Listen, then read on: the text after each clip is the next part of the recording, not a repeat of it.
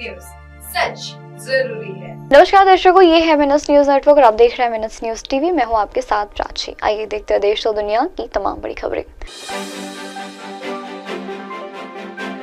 आरोप लगाया तो साबित करना होगा, सिद्धार्थ मौर्य का बयान। भारत में तेजी से बढ़ रहा प्रत्यक्ष विदेशी निवेश, जनता के चुने गए मुख्यमंत्री को देश के विरोधी कहना गलत होगा।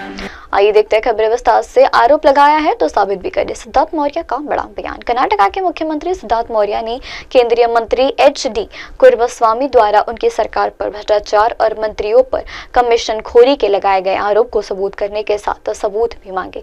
रविवार को खुली चुनौती दे दी। मुख्यमंत्री ने कहा कि बिना दस्तावेज और सबूतों के आरोप लगाना अनिवार्य नहीं है। सिद्धार्थ मौर्य ने यहाँ मीडिया से बातचीत करते हुए कहा, उनसे यह साबित करने को कहिए कि 60% कमीशन खोरी हो रही है और भ्रष्टाचार भी हो रहा है। इनमें से साबित कर दीजिए। सिर्फ आरोप लगाना अनिवार्य नहीं होगा, बल्कि इसे साबित करना भी जरूरी है। उन्होंने कहा कि विपक्ष का काम केवल आरोप लगाना नहीं, बल्कि उन्हें सबूतों और दस्तावेज के साथ इसे साबित करना भी है।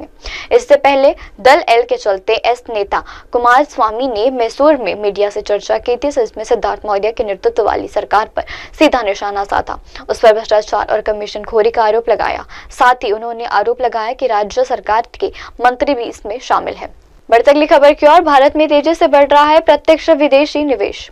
नई दिल्ली में देश में प्रत्यक्ष विदेशी निवेश बढ़ रहा है। इसके चलते वैश्विक निवेश में भारत में गहरी रुचि देख रही है। पश्चिम एशिया, जापान, यूक्रेन संघ और अमेरिका के विपक्षीय भारत के शीर्षक निवेश मतन के रूप में मान्यता दे रहे हैं, जिसमें तेज आर्थिक वृद्धि के चलते वृद्धि हो रही है और लाखों नए रोजगार पैदा हो रहे हैं। यह कहना वाणिज्य एवं उद्योग मंत्री पीयूष गोयल का है। उन्होंने कहा है कि वैश्विक निवेश का भारत में गहरी सूची देखने का कारण यह है कि मजदूर और घरेलू बाजार, कुशल और प्रत्यक्षित कार्य में सफलतापूर्वक काम करना और साथ ही कानून प्रशासन को ध्यान में रखना। उन्होंने कहा है कि भारत का स्थिति और पूर्व नामित विनिमय का ढांचा है, अनुकूल कारोबार माहौल और व्यापार करने में आसानियों को बढ़ावा देने वाली प्रगतिशील नीतियां दुनिया भर से निवेशकों को आकर्षित कर रही है। गोयल ने यह भी कहा है कि मैं स्पष्ट रूप से देख सकता हूं कि भारत से NDIFI के एक बार भी तेजी से बढ़ रहा है और इससे लाखों रोजगार पैदा हो रहे हैं। पश्चिम एशिया के देश, एशिया क्षेत्र, भाजपा, जापान, यूरोपीय संघ और अमेरिका के निवेश सभी महसूस कर रहे हैं कि भारत FDI के लिए सबसे पसंदीदा गंतव्य बना। उन्होंने कहा कि भारत शेयर बाजार का अच्छा प्रदर्शन अधिक से अधिक FIC के विदेशी संस्थाओं के दौरान आकर्षित करता है। बढ़ते अगली खबर की ओर। जनता में चुने गए मुख्यमंत्री को विदेशी कहना गलत है। जनता के चुने गए मुख्यमंत्री को देश विद्रोही कहना गलत है। नई दिल्ली में राष्ट्रीय राजधानी में राजनीतिक पारा बहुत गर्म है। दिल्ली विधानसभा चुनाव की तारीख का ऐलान जल्द ही होने वाला है। कांग्रेस के कोषाध्यक्ष अजय माकन ने शनिवार को घोषणा की थी कि वह रविवार को एक प्रेस वार्ता के जरिए बताएंगे कि दिल्ली के पूर्व मुख्यमंत्री और आम आदमी पार्टी के मुखिया अरविंद केजरीवाल कैसे देश के विरोधी है।